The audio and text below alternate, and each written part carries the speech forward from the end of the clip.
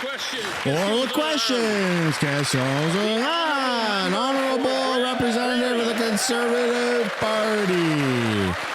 What if I told you that the government had a plan to increase the cost of vehicles by over $20,000 and kill 40,000 high-paying Canadian jobs? Well, that's exactly what these Liberals are doing with their mandate to eliminate the gas-powered vehicles starting to take effect next year. Workers and families across Canada, especially in rural and northern communities, can't afford this dangerous Liberal experiment. It's simple, Mr. Speaker. Canadians don't want this shoved down their throat. Tonight, will the Liberals vote to immediately end their radical ban on gas-powered vehicles immediately?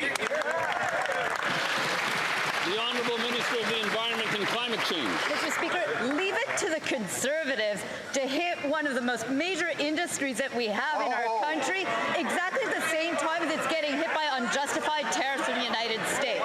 We stand with our auto workers. We've been investing in our auto industry, and we will keep making sure that we have strong union jobs in our autos. The Honourable Member for Grand Prairie.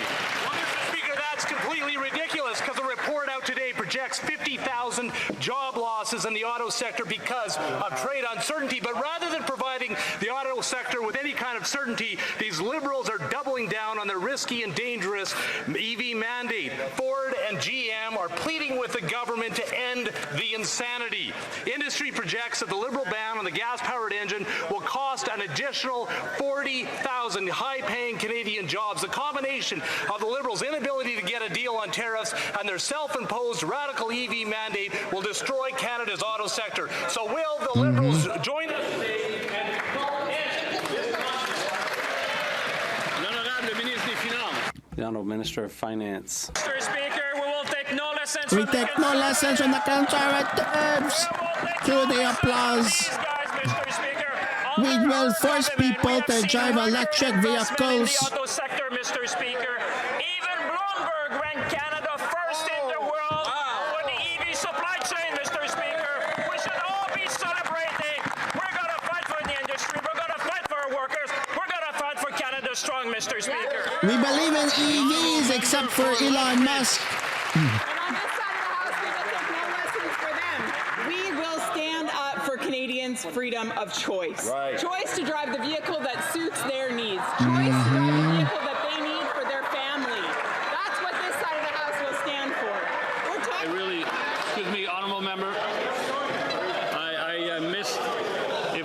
If the member could, I couldn't hear anything. If the member could back up just a little bit, the member could start over. Could you start over? Could the member start over? More or less, wherever you want to start from. Take control of the House, you cottonhead. Come I couldn't on. hear. I'm sorry. What is this? I'm sorry. You gotta bring the House under control. The Honourable Member has the floor. Would she like to ask a question? I That's appreciate fine. that. Mr. Speaker, these Liberals over here do not believe in the freedom of choice that Canadians should have when it comes to the vehicle that they drive. Right now, they have a mandate in place that makes it so that Canadians will have to buy EVs. They will have to. But that does not fit the needs of Canadian families. And especially at this time when Canadian families are struggling to make ends meet, they cannot afford the additional $20,000 that this mandate will add to their bill when they go to purchase a new car. Right now, this government has an option, and that is to vote with Conservatives to relinquish their ban on gas-powered vehicles. Will they? The Honourable Minister of the Environment. Mr. Speaker, what I will do is stand up for our auto workers all across our country. Stand up for a strong auto industry. I will stand up to make sure that we're climate competitive and going where the world is moving, which if they actually looked at studies, globally, EV sales are up. So if the members opposite actually care about making sure that we are standing up for our auto workers, I hope that they will stand up with us to make sure that we are protecting the industry. The Honourable Member for Lethbridge. If you're going to stand up for auto workers, if the Liberal government is truly going to stand with auto workers, then stop making the very vehicles that they're producing illegal. Hey!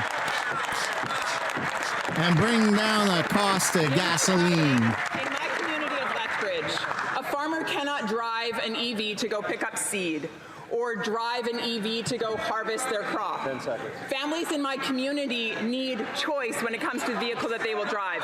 Will the Liberals stand with Canadians and relinquish their ban on gas-powered cars? The Honourable Minister of the Environment and Climate Change.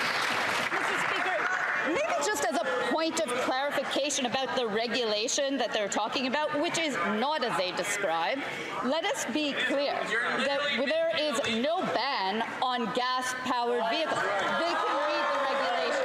So if we want to be clear, what we are doing is making sure that EVs are available to Canadians. 546,000 Canadians accessed our rebate to be able to purchase the vehicles because they wanted them.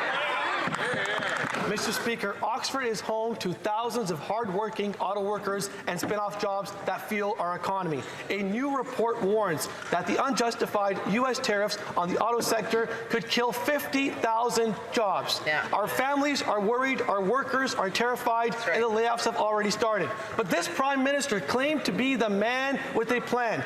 But as we don't get a deal done, we are suffering right across the board. The Prime Minister talks a big game, but when it comes to fighting for auto workers, he is missing from action. Can the Liberals tell us how many auto sector jobs will be lost because they failed to get a deal?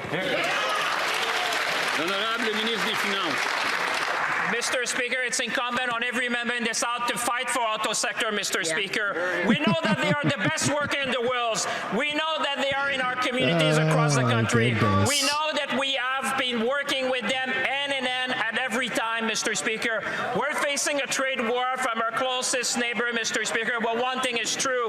We're going to fight for our workers. We're going to fight for our industry. We're going to fight for Canada. Mr. Speaker, we're the true North, strong and free, and we'll fight for our workers. The Honourable Member for Niagara Falls, Niagara-on-the-Lake. Speaker, in May, GM announced a record-setting $888 million investment in one of our local V8 engine plants. Problem is, they're investing it in Tonawanda, New York, just miles away from our very own V8 engine plant in St. Catharines. Workers in Niagara are worried about their future, and now a new report says that the unjustified U.S. tariffs could kill over 50,000 auto sector jobs in Canada. That's a lot of Will the jobs. Liberals admit their failure to get a deal with the U.S. threatens to kill thousands of good-paying auto sector jobs in Southern Ontario? The Honourable Parliamentary Secretary to the Minister of Industry. Thank you, Mr. Speaker. We're in this trade war against these unjust and illegal tariffs. That's what we're fighting every day. That's what the Prime Minister is taking on in Kananaskis. And we are fighting for the workers and their investors. How is he taking it on in Kananaskis? Kananaskis? Trump We left. just remembered Buzz Who's he talking Hargrove about in this tariffs House with? and what he would be fighting for. Let's fight together for those things that will keep us together, strong, fighting for those investments, fighting for those workers. I invite the members opposite to join us in that fight. Liberals really are The Honourable stupid, Member aren't they? for Windsor-Tecumseh Lakeshore. Mr. Speaker, a new report says that the U.S. tariffs on Canada's auto sector could kill 50,000 jobs. The Prime Minister promised elbows up with the U.S., but it's been elbows down. He said he was the man with the plan, but he's been unable to get a deal, directly threatening the jobs of Canadian auto workers. We need real solutions for Canadians. Can the Liberal government tell us how many jobs will be lost in the auto sector because of their failure to get a deal? The Honourable Minister of Transport and Internal Trade. Mr. Speaker, Oh, our my government goodness. will always stand up for our auto Did she sector. lost weight? We will always stand up for our auto workers. That's right. That is what we were elected to do, to stand for Canada, to fight for Canada. That is what the Prime Minister is doing this week in Kananaskis. And I do know that Canadians recognize, and I hope all members of this House will recognize, you can't get a good deal for Canada if you negotiate in public. Here, here. The Honourable Member for Windsor West. Mr. Speaker, in Windsor, we build cars. It's what feeds our families and pays our mortgages. But now, 50,000 50,000 Canadian auto jobs are at risk because this Prime Minister couldn't get a deal with the United States. He promised to be elbows up, but instead, it's elbows down.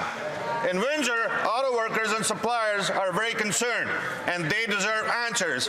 And if Buzz was here today, he'd be asking how many jobs will be lost because this Liberal government failed to stand up for Windsor and the Canadian auto sector, Mr. Speaker. Question. The Honourable Minister of Transport and Internal Trade. Mr. Speaker, this is a frightening time for our auto workers. It's a frightening time for all Canadians. And that is why it is so important for Canadians to hear all of us say that our government was elected to stand for Canada, our government was elected to fight for Canada, and that, Mr. Speaker, is what we shall surely do. It is what we are doing. And I know, Mr. Speaker, Canadians are smart. They know you can't get a good deal if you negotiate in public. Here, here.